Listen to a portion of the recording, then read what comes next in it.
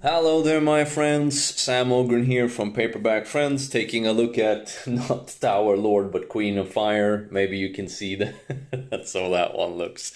I don't actually own the book. I only listen to it through audiobooks, or as an audiobook rather.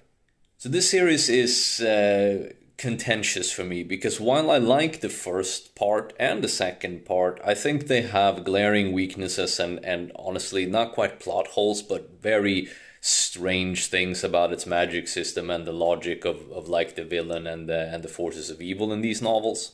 See, one of the worst things in the world to me is when the villain doesn't want to win because they could win by just using their OP magic like that, but they don't because forced reasons. So a lot of that in this series.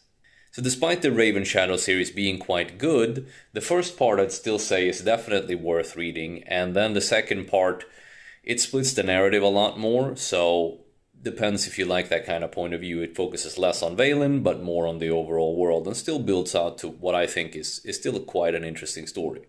Oof. Queen of Fire, on the other hand, by the halfway point or so, it had really lost my interest and I stopped caring. I think there were way too many glaring things and so many things that just don't make any goddamn sense to me, and it became quite a mess, to be honest. It's not terrible if you really like the overall lore or narrative of the novels.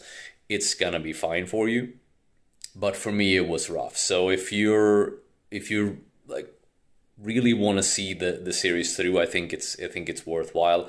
But if you started feeling like the second part declines, the third one seems to be one that fans don't really appreciate too much.